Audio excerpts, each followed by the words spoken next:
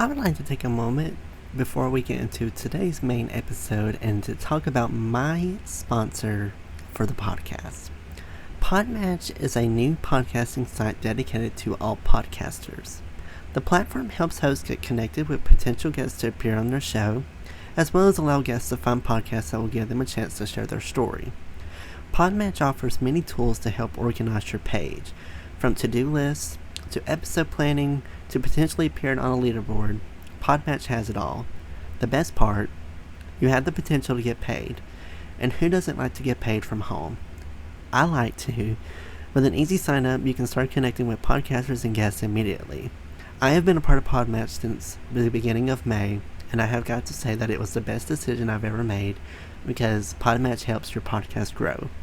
It helps you get connected with people that have very interesting, very compelling background stories that are just waiting for their story to be shared.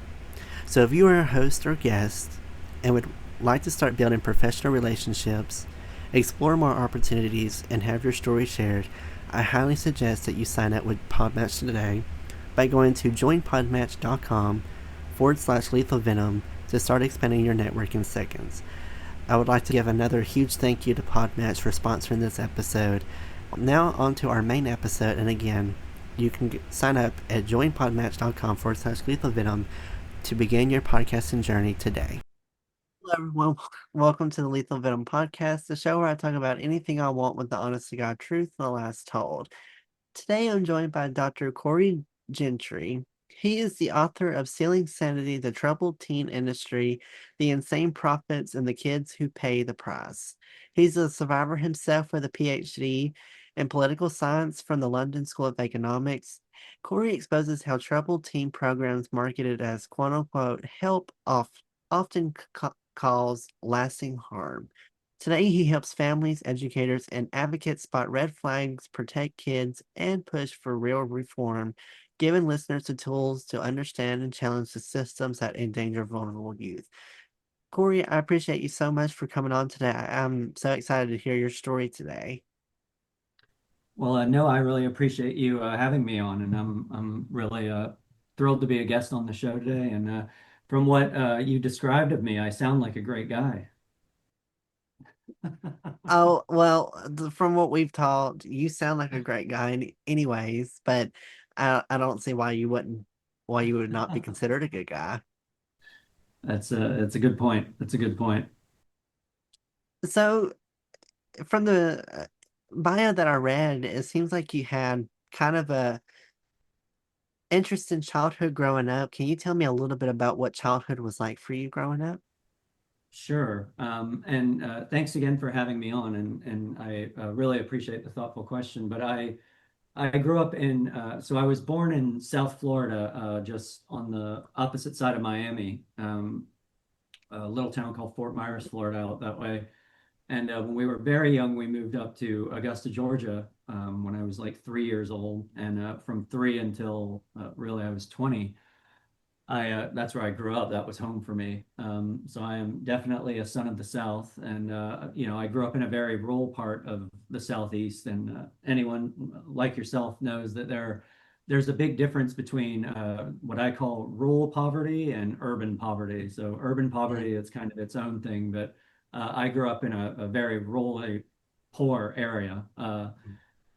Typically what we would all call in the Southeast, like, oh, he was just plain old trailer trash. That's that's what Yeah. the neighbors used to refer to me and kind of my lot as. So that was kind of the environment that I grew up in, which was dysfunctional at best, to say the least. Kind of growing up in that environment. My mother was very mentally ill. She had some significant behavioral health disorders, and most of the memories of my childhood were kind of going to or coming from different psychiatric facilities that she had tried to kill herself and was admitted to, or was having a bit of a time with. And then my father was just a Navy guy, kind of a good old Southern boy from Washington, D.C. originally. And, I think he married this, crazy Italian woman that was my mother. And I don't think she was very attractive my mother was beautiful when she was young, if you can kind of imagine prototypical, uh, very attractive Italian woman. That's kind of what my mother looked like when she was younger. So I'm sure my dad laid eyes on her and was just, had never seen anything like that before, and immediately fell in love. And the next thing he knew, he was married to her, and he was having a family. And I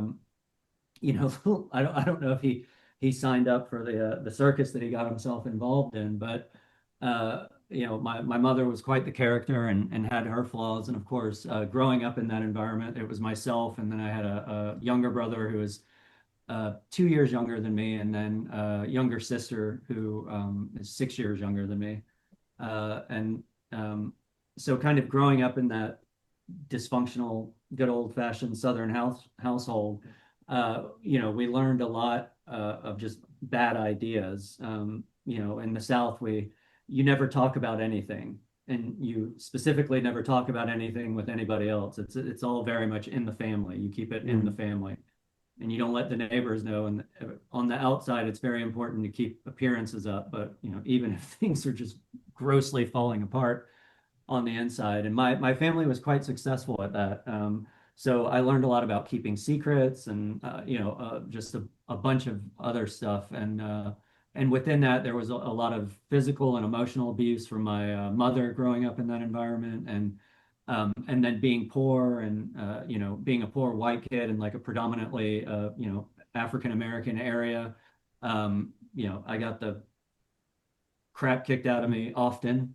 So it was kind of one thing after the other. And then when I was young, I found substances, and of course, things like marijuana and drinking. But I kind of eased my way into that. Mostly because of my fundamentalist Christian upbringing, and the hellfire and brimstone that we're promised if we ever touch a drop of alcohol or do anything like that. So I had a lot of that kind of ideology floating around in my head, and started smoking cannabis and doing stuff like that. And it was very effective for somebody like me. It kind of helped take the edge off, and just kind of calm me down, because I'm extremely anxious by nature. And I started getting in a little bit of trouble at school, and some things started going a little sideways. And a friend of mine at that time, um, at this time, I was about 15 years old, uh, and from the time we moved to Georgia to 15, like my mother had a few psychiatric breaks and tried to kill herself. We had a little bit of social mobility, and that my parents were able to get together money and buy a home and stuff like that. But the home had caught on fire, and we had kind of lost that and everything. So there were a lot of kind of traumatic events, and some relatives dying and stuff like that. So a lot of somewhat traumatizing life things that were going on in that period. And of course, my mother's mental health was deteriorating, and as was my father's, I think. And it was just a really rough time. And a friend of mine, I was 15 at this time, had gone into one of these, troubled teen industry programs, uh, which shall remain anonymous for now. And My buddy who went in there, he was kind of I think every friend group has it, where he's just kind of the resident screw up. It's like the guy that if anything bad is going to happen, it happens to him. And he was kind of the friend that ended up going to rehab in this like troubled teen place. And we saw him a few days later, and he was very happy and kind of skipping around. And he was telling us about how much fun it was, and that his parents were going to take him out of school, and that they let him smoke cigarettes, and how attractive all the women that were there. And I thought, oh my God, this sounds amazing. And he was like, oh, hey, do you want to come with me and visit? And I was like, oh yeah, hell yeah, I'll go. And the rest of my friends were like, oh, it sounds a little weird, but I thought, yeah, what the hell, I'll go and check it out. And I rolled up to this church outside of Augusta, Georgia, and a place called Evans, Georgia. And we're all hanging outside of this Methodist church, and there was about 25 or 30 teenagers in my age range, some older, some a little bit younger. But there was about 25 or 30 of them, and they were all just running around, and it was in this like really nice part of town. I still lived in the trailer parks and all that, particularly after our house had burned down. So I'd never seen homes like this, and we went to like the country club side of town, and it was these big plantation homes and kind of opulent southern area, and it was a place that I would have just never gone. And all of these really attractive young women were coming up to me and giving me hugs, and all the guys were saying hello. And these were people that just normally wouldn't look at somebody like me, and where I was from. And so I was really just kind of taken back by the whole situation. And they all drove really nice cars and had like really nice clothes, and it was just quite flattering. And it was immediately, you had attractive, blonde-haired, blue-eyed 16-year-old women coming up to you, hugging you, and being like, "I love you, and I want you to hang out with us tonight," and whatever. So it was kind of heaven for an awkward, abused teenager to begin with, particularly one that came from a family like mine. And after I had met with them, the counselors came out, and they were these really, attractive. I think they were probably 20, 21 maybe at the time.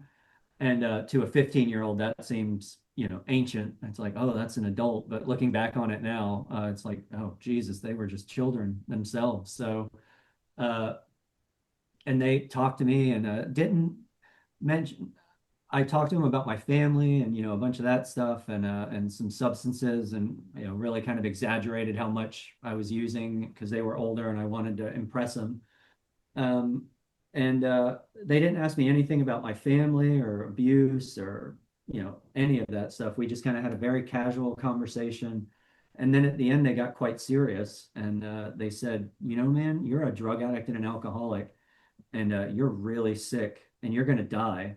And I thought, oh my God, what's going on? And they went through a whole thing with all of that. And because I lived where I lived and we were poor and I kind of grew up how I grew up, it was very easy for them to for me to be convinced that my life was just complete shit. Don't know a better way of saying it, but at that time it was just, yeah, my life is shit. My family is horrible. Like I, want to die all the time. It's not hard to, and they're like, oh, you're a drug addict. And I was like, sure, I'm a drug addict. If that means I get to hang out with you all and I don't have to go back to the trailer park, then sure. And they told me that they were going to tell my parents and that they wanted me to come to this outpatient program. And I was like, well, how much does it cost? And it was like $8,000 or $9,000. And back in 1997, that was quite a bit of money for an outpatient program. And I was like, well, there's no way my parents can afford that or pay for that. And they were like, don't worry, we'll figure it out. And they did. And to this day, I don't know how they came up with the money or what happened, but I got into that. I got into that program, and I'm convinced a rich Jewish family in Atlanta probably scholarship me or something like that. But I ended up in this program, and you know, the next thing I knew, they were like, okay, you can only hang out with us. You can only, there are no friends outside of the group. Where they got me out of school immediately. So I was 15. I had a ninth grade education at that point. They completely cut you off from your family unless it was to, get money from them or ask them to sign off on something. But it was literally no contact with the outside world. And I was there for 5 years from 15 to 20. On and off, I would have some relapses and stuff in between there, mostly because of, just sort of normal teenage developmental stuff. But yeah, I was there for 5 years. Um, and during that time, like I said, I didn't learn any practical skills, no marketable skills. They wouldn't let you get an education. They didn't encourage you to go to school, anything. It was just focusing on this group and like the ideology that they had kind of built up and around it.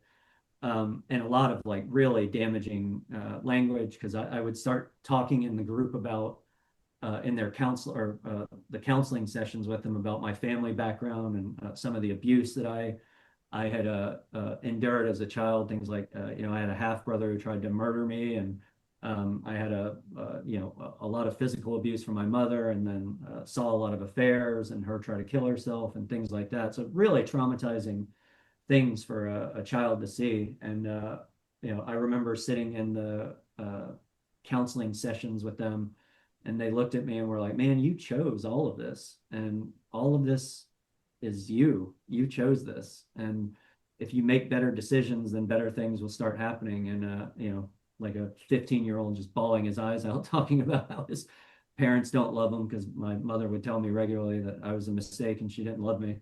And then to hear these authority figures basically spin it around and be like, well, you chose that and on some subconscious level, and it's your fault that your parents felt that way about you and said those things to you.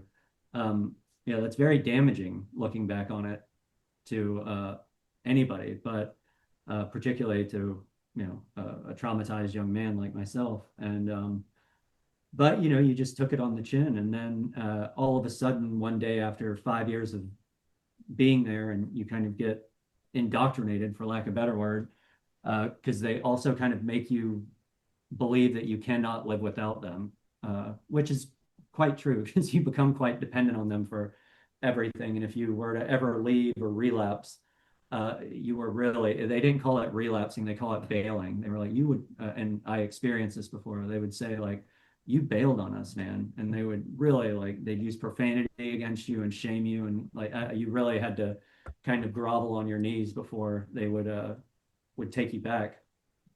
And then one day, they just told us we had to go. And we were kind of like, what is, going on? And they gave us a couple weeks to kind of get prepared after being there for as many years as we all had. And yeah, and then they were like, okay, we're going to graduate you. And they graduated like a couple hundred of us at a time, because there was a larger Atlanta group that had a ton of clients or members. And then there was the Augusta group that I was in that was much smaller. It kind of always hovered around 30 or 40 people. Um, so they just started graduating chunks of us at a time. And it was really rough. It was really rough coming out of there. I was suicidal for 2 straight years, and in the group, they just really did not let you do any kind of outside therapy or anything like that. They were very anti-psychiatry, and oddly enough, they were very anti-God as well, which was fine for me at the time because having grown up in the Pentecostal church, it was you know uh, I was like, I don't want nothing to do with that anyway. But they were all kind of focused around this figurehead. So it was essentially like a cult leader. And they, would blend in a lot of like Buddhist, Zen Buddhism and New Age and like some psychology sayings and stuff. But it was all very anecdotal, and it all kind of centered around this one man. Um, so when we graduated, they told us to start going to AA meetings, which I thought, okay, that sounds a little extreme, but sure, I'll go, I'll go to AA meetings. I had never really drank much of anything in my entire life at that point, but they did say you're alcoholic and a drug addict, and of course, when you go to AA, they start telling you you're an alcoholic and drug addict. But even the folks in AA, which AA is a pretty wacky place. I mean, there are lovely people in AA, and it saved my life in a lot of ways, but there are some real, you know, nutters in that place, and it's not a hotbed of mental health at all. And kind of going in there was very very challenging, but I was very fortunate that a few people kind of did get a hold of me and basically were like, look, you're kind of crazy, and this place that you are in, it doesn't sound normal. You should probably get some help. And I'm really grateful to them for telling me that, because that's kind of what opened me up to, um, this journey and all the stuff I'm doing now. When you looking back at your time in there, have you seen a huge improvement over it, or have after getting out of the program and doing all these meetings and stuff, have you seen any kind of weird things that have happened? Because some people say that when they go to some of these rehabilitation centers, that the staff treats them really poorly, and it's not everywhere, but at some parts that they just don't really care. Did you ever experience any of those kinds of employees, or were you in a very good rehabilitation center? Well, the one that I was in when I was younger, I'm very fortunate in the sense, and the folks that I was in that program with, we were very fortunate in the sense that for whatever reason, I don't know, but we never experienced any kind of physical. So there was never any kind of like physical abuse or sexual abuse. So I never felt like sexually assaulted. There were, they were very anti-homosexual, like very anti-LGBT, anything. And they were quite cruel to folks that were clearly gay or lesbian or, whatnot. They were very cruel to those, and they encouraged a lot of cruelness to uh, from the group members internally. It was almost a way to kind of shame them out of it. So there was a lot of that, but there was no sexual assault or anything like that. I wouldn't say the counselors there were good at all. They weren't. they were they weren't. But they did care. I mean, there was because there was this kind of fundamentalist ideology because of the figurehead guy behind it. They were really like they were drinking the Kool-Aid, if you know what I mean. So they had kind of bought into that like ideology, and whatever for whatever reason that ideology was, even though it was void of all the Christian dogma and stuff like that, it very much kind of followed a very strict Christian model, So if that after makes you, sense at all. yeah, I get that. Some, you know, looking back at it now, it seems like they could have had some really serious lawsuits come towards him against people that were LGBTQ plus, and that community, because I feel like a lot of people that are in that community do end up in rehab due to the stress that they endure in life. Um, After you had completed treatment, what was kind of your plan after you had got out of rehab and had started doing the AA meetings? What was kind of the plan and goal that you had, and what did you want to do? Well, that was part of the problem is when you were in the group, it was really forbidden to think of anything outside of the group. So everyone in the group wanted to be counselors in the group, and a lot of that was you had to be one of the chosen. Looking back on it, they only wanted to pick kids that were from wealthy families, and that's pretty consistent across most treatment rehabs now. Um, but it was clear when I got out that I had no plan, and that really scared the crap out of me. And that was one thing I have to give to credit of some folks that I ended up connecting with in AA. They really helped me with that because I think just given my family and kind of the background, it would have been easy for me to kind of fall back in and maybe not into drugs and stuff like that because that was never really my thing. It did provide a little bit of structure and guidance. And AA, it's not a cult, but it's very cult-like. It can be very cult-like in AA as well. But despite the cultiness of it, it gave an air of familiarity and some structure for me. So, and there were a few guys that I met in AA that encouraged me to go to school. And I was going to join the military because I thought, well, what else? And at that time, I had no education. We were kind of right in the middle of we had just started the war um, and all of that. In the Middle East, so I was like, okay, I'll join the military. They were kind of taking anybody at that time, and I was like, oh, I'll learn a skill and sort of follow in my father's footsteps. And some very smart men in AA were like, yeah, you should not join the military, Corey. That probably would not be a good idea. Why don't you try to go to school? And once I got into school, that was really where I think I started coming into my own. Because for me, knowledge was liberating.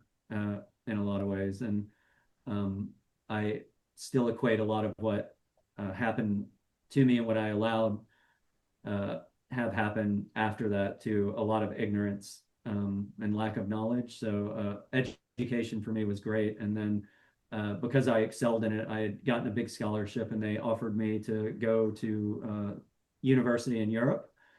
So as soon as that came about, I jumped and then I lived in Europe for like 11, 12 years. What was it like living in London and going to Europe for school? What was that experience like? I think for me, it was the most therapeutic thing that I could have done for myself because I just needed to get out of that area because the first three the first 3 years or so was, I mean, it was very difficult. I was suicidal all the time. I probably should have gone back to some kind of psychiatric facility for a while.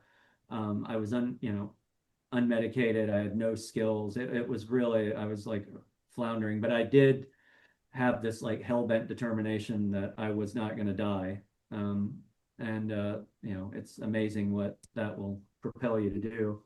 So when I got to Europe, it was quite a relief because they were very secular. It was completely different than the Southeast or anything that I had seen before.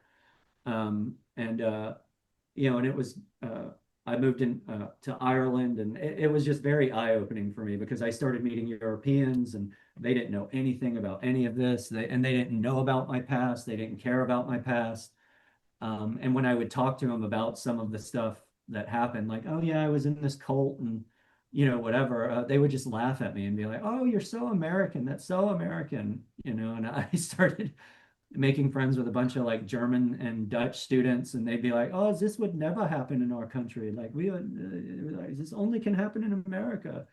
And so it it kind of just gave me a permission structure to like laugh it off, and I didn't deal with it in any way, shape, or form. It just allowed me to like close that chapter and kind of bookmark it as like, yeah, we're just going to forget about that. And it was and I focused on school, like obsessively focused on school. So when I was there, I got a bachelor's, three masters, and a PhD. So Well, I think that's awesome. You go from basically almost hitting rock bottom.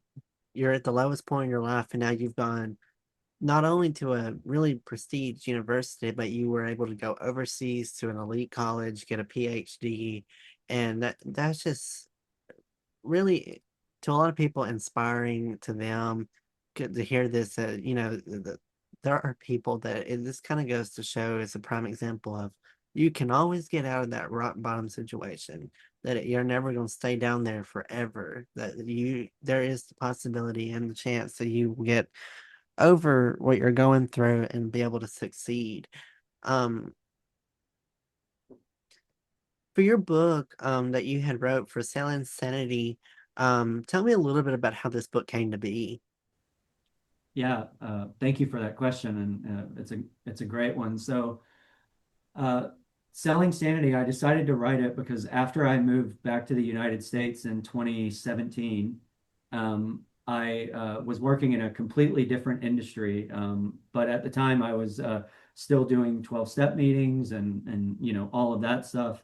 And anyone that's involved in the 12-step world, for lack of better words, in Southern California, they are attached to a treatment center in one way, shape, or form. It's ubiquitous. They're all over the place in Southern California. Everybody or most people work in treatment, or they're getting paid by a treatment center for something. So, or they own a treatment center, whatever. And at the time, I had really wanted nothing to do with that world, the treatment world, and I, had a very low opinion of it at that time, and now I have an even lower opinion of it. But I started meeting a lot of folks in the recovery world that were working at these treatment centers, and they were very interested in me because I had a very good academic pedigree, and because of my education and just a lot of the circles that I kind of rolled in, for lack of better words,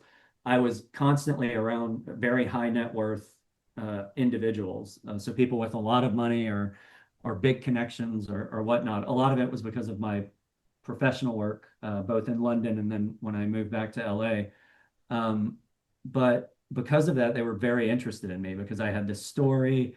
I was almost like a poster boy for recovery, and they wanted to attach their brand to that. And, I was very educated and I'm somewhat articulate and I know how to speak to crowds and stuff like that. So um, they started throwing money at me to come work for them.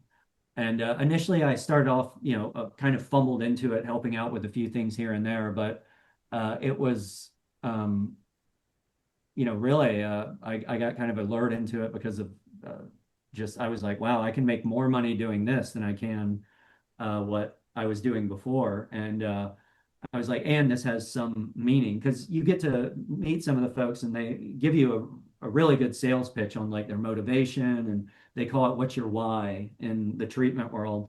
So, it was very seductive. I was kind of being seduced by, it felt like being seduced by the dark side all over again. And so I started working in it and I just started seeing little things here and there and I was like, oh man, that reminds me of what it was like on the other side being a client that was being pitched to and then just the more I got involved the more fascinated I got by it because people were making tons of money uh, and it was a little, pardon me for saying it this way, but it was a little fucked up and I was kind of like, this is really fascinating, uh, getting to see how the sausage is made, so to speak. But then the more that I kind of got into it and got involved, I really started seeing a lot of just wrong things that were just blatantly wrong, stuff that people were doing and the way they were treating patients and the way that like clinicians and are mistreated and ignored. And there was just a lot of really just dishonest and bad things that were happening. And so I started asking questions, and I noticed you do not ask questions. That was a very quick way for you to lose your job and them to make you start signing NDAs and stuff like that, or refusing to do certain things. So that started happening to me because I would just little by little start speaking out about things, or just really asking questions and challenging individuals on certain things, which was a big no-no. And so honestly, it started to piss me off a little bit more. And I was like, well, why isn't anybody talking about this? And I would kind of mention it in circles and I would be around a lot of people in the industry that were, because around this time, people like Paris Hilton and a lot of the survivor stories started to kind of percolate up a bit more. And I would hear people in the industry really talk down on these folks and be like, oh, they're so full of crap and they're just, doing this for publicity and most of these programs are great and blah, blah, blah. And I was like, well, that's not true. And that's not true. Like most of these places aren't great and they don't have good success rates. And the reason that you're saying this is because they're paying you. It's not because it's good. And a lot of like education consultants, particularly, were getting like kickbacks from these treatment programs that they were sending people to, and it was all just very dirty. But they were all trying to pretend like it wasn't, and that this wasn't going on in front of everybody. And I was just like, I call bullshit. And you want to see a piping hot career go ice cold, ice cold, start doing that. And that's really what happened to me as I started speaking out at conferences and at programs and stuff, and was just calling people out. And nobody would come forward. And then finally, you know, I started to realize I was like, well, if I continue to do this, then I'm just very much part of the problem. So I kind of changed my intent and with the help of friends and a lot of other people, I almost took some might say a journalistic approach, but I call it a more ethnographic approach of like, I'm just going to immerse myself in this and I'm going to just learn as much as I can about the dirty underbelly of this beast so I can write about it. And that's what I did. And I kind of stuck in it and did for a little while. And then I told everybody I was going to write a book. And and they were all very surprised. And I got a lot of I think I got like 5 or 6 cease and desists from various programs and places, and people reminding me of my NDAs and all of this stuff. And and I was like, you know what, the hell with this. This is a story that needs to be told, and I'm going to tell my story in my way. But I really wanted to attach it to a bigger story because I really respect all of the survivor stories that are out there, and everybody should hear someone's individual account. I think that is so important. But I didn't want to just give my individual account. I wanted to kind of speak both as someone who was a patient in one of these programs, but then someone who also worked in an industry that was promoting these types of programs. And my goal is to educate families and providers and other people on the dirty ins and outs and the duplicitous tactics that a lot of these programs use to take advantage of people, quite frankly. And various ways that you can question them and their methods to see if what they're talking about is really true or not, because there's a lot of dishonesty that gets floated about in the behavioral health industry, particularly around like outcome measures and how effective things are, and results and expectations. There's a lot of just nonsense that is not grounded in any kind of science or evidence, and is actually quite harmful to a lot of people. So that was really what, particularly children, like my focus is and will continue to be heavily on teens and adolescents, because it's so much more damaging. I know that from my own account. It's so much more damaging on giving kids and teenagers these types of labels and throwing these types of things at them. It has a long-term psychological effects on folks. I know it has on me. Has anyone from your past, whether it's been from the people that you used to hang out with back in Florida or anyone that was in this cult that you were a part of, have they actually reached out to you since you've done treatment, have had this kind of a platform as a voice and have been sharing the story? Have you had anyone from past experiences try reaching out to you? Yeah, I mean, it's of course the short answer is yes. I've had quite a bit of interaction with different survivors. And if I can speak very honestly, as a survivor, particularly with other survivors of the program that I was in, it I have made a conscious decision, and I don't know if this is right or wrong, but it's a decision that I've made, is that I made a point to really stay away from those individuals after I got out of that program. And the few times that I have dipped my toe back in that water, for lack of better words, I've always regretted it for a variety of different reasons.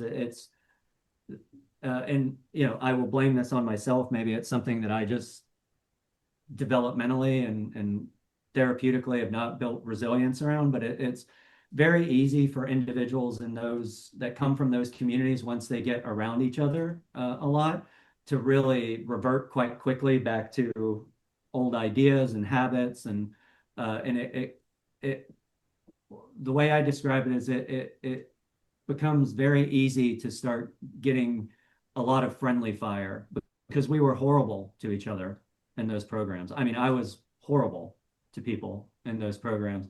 And there were people that were absolutely horrible to me, horrible, like clients, other peers, other group members. And the thing that I've come to in that is that it wasn't my fault and it wasn't their fault. It was part of a system that we were involved in that really encouraged it. Um, so I've had to kind of give an amnesty to a lot of uh, people, and I don't know if individuals are always able to give back that kind of amnesty, because there, and I respect that. There's a lot of people that have had irreparable damage done by the program that I was in, by people that were in there. I mean, there were just the levels of inappropriateness and pathology from like an emotional abuse standpoint, where I mean, I know people that have killed themselves. so many people that have killed themselves, and counselors that just are non-functioning, now adults, women that have had like their kids taken away from them later in life because of the psychological damage that was done there. So it's always challenging with survivor communities, I think, and this is consistent across any survivor community. Is it's somewhat of a tepid relationship, and also a lot of individuals end up that come out of those types of programs. They do heavy drugs together. I was very fortunate to stay away from all of that, or they get into these weird, like almost cult-like friendship containment units where they just don't really have a whole lot of interaction with anyone outside of like that whole world. So individuals, the complexity of damage and trauma is just so vast that I've found, for me it's, and this could just be my own personal experience, but like I said, I've tried to minimize contact. Although there are people that I do spend some time with and I'll talk with and stuff like that. But the other thing that's been important to me, just kind of as a caveat to that, is it was very important to me that this is not my entire identity. This is something that happened to me and that was, terrible. And I hope that it doesn't have to happen to anybody else. But, my whole identity and my whole life is not surrounded around being a survivor. It's a lot of advocacy work that I do, and I'll still professional work that I find myself involved in. But I've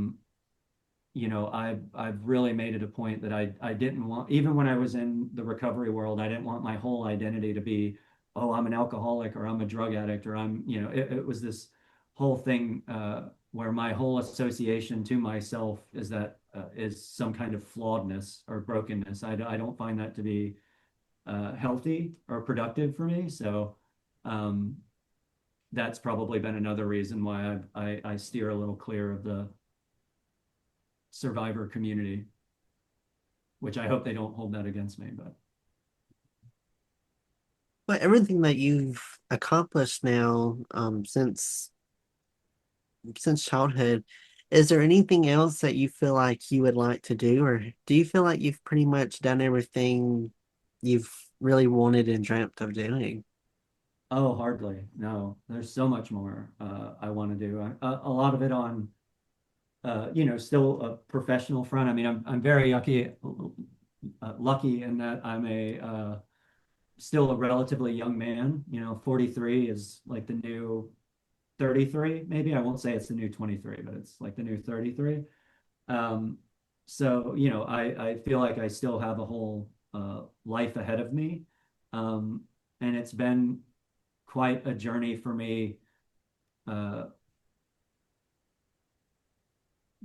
getting unindoctrinated, I think is the best way that I know how to uh, describe it. I feel like the first, uh, you know, while I was in the cult and then, being in the recovery world, um, the AA community specifically, in various places, there's quite a bit of indoctrination, a lot of ideas that have nothing to do with me that got put on me.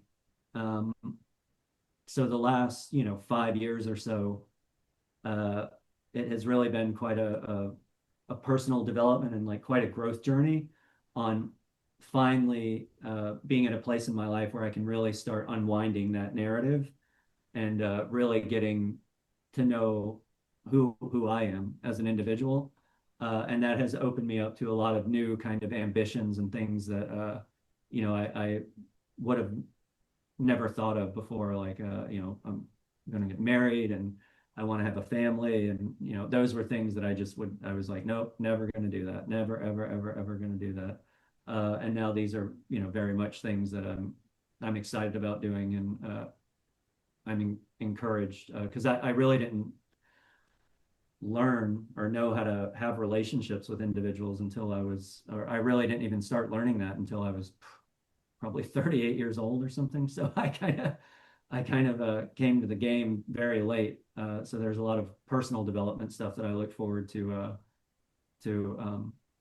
to experiencing, and a lot of professional development stuff that I have. I'm looking forward to the writing some more books, and doing a lot more nonprofit work, which is something me and some colleagues are all working on now, is starting a nonprofit and an advocacy organization around treatment, particularly adolescent treatment, and how to like better regulate and rate programs that are administering that kind of treatment, and really just holding the industry to a higher standard. What advice do you have for people that maybe they've are experiencing the same thing that you dealt with and are just needing some guidance and maybe just some advice? What advice do you have for them? Um, Gosh, that's such a good question, and I never really know what advice to give to anyone, and I rarely like to give advice, but is to find your people. I think that is uh,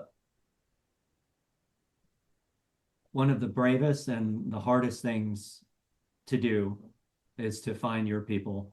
Um, and I think if you look for them, your people will find you. And that has kind of been the saving grace of my life, is that if you know you just keep looking, and eventually, you'll find it, or it'll find you.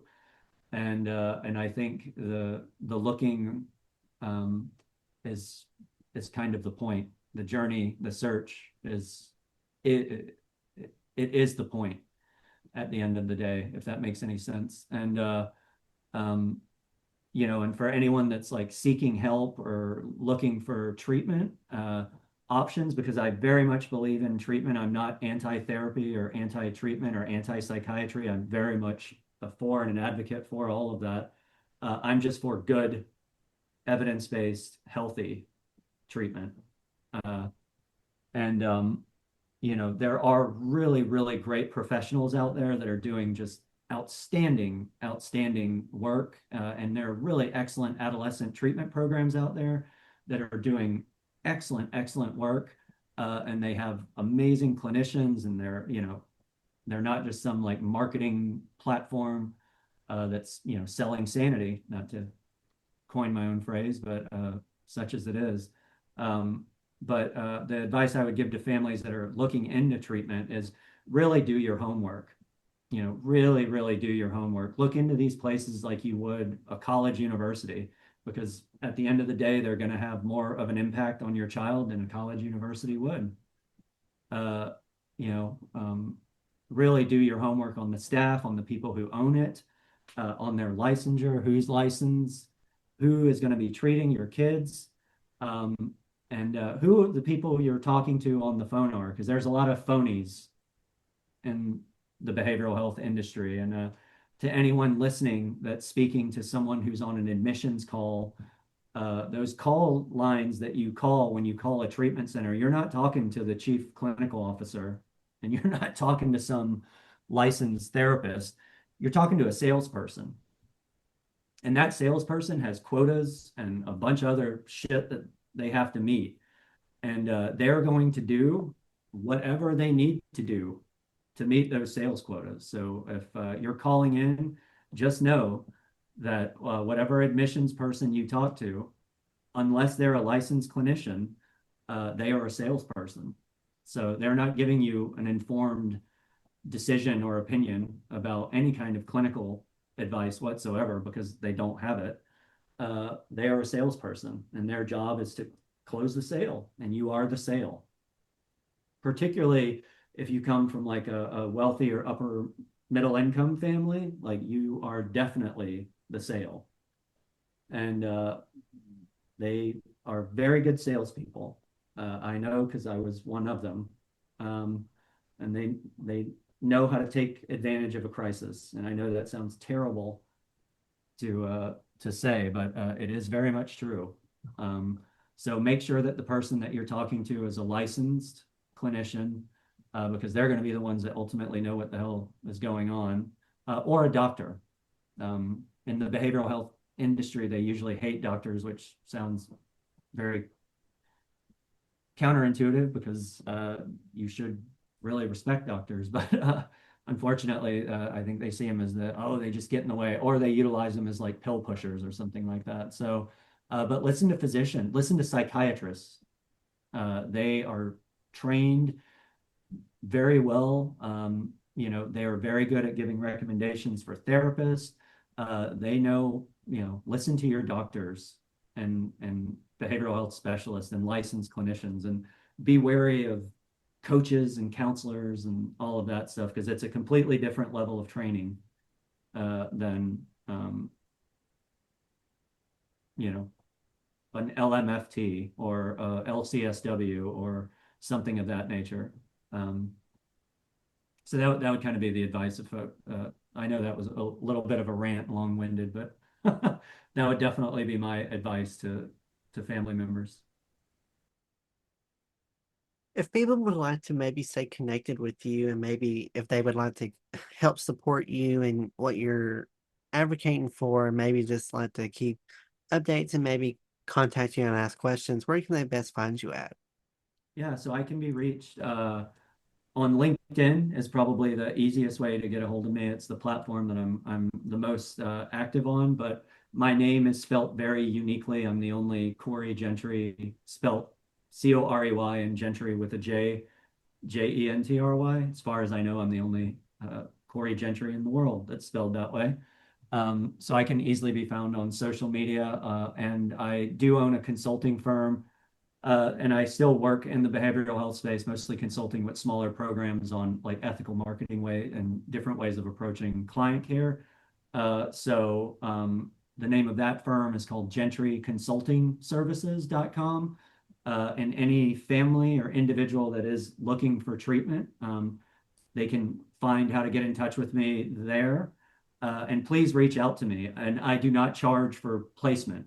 And I will give you my very unabashed, honest advice on any treatment center or place that you're looking into. And I will give you all the education points that you need to look into the facility that you are thinking of sending your loved one to. I'm not paid by any facilities or anything like that. I have nothing to do with any treatment program. I do this just for free because families deserve, like my families, to have, unbiased opinions on where they're going to be sending their children.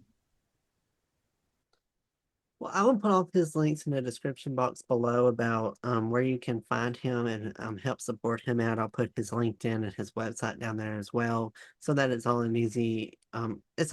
one place and easy access for my listeners to find. If you would like to follow me on social media as well, Instagram and TikTok at Lethal Venom Podcast, as well as Facebook, YouTube, and Twitter at Noah's Podcast. So feel free to follow the podcast on any of those social medias if you would like to keep updates and keep tabs on the podcast on there.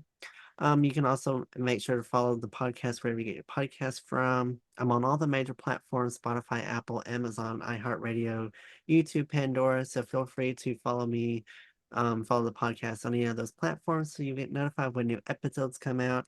I appreciate you all so much for tuning in today. Hope you enjoyed today's episode. Y'all have a great rest of your day and week. Be safe, make good decisions, and I'll catch you on the next episode of Lethal Venom.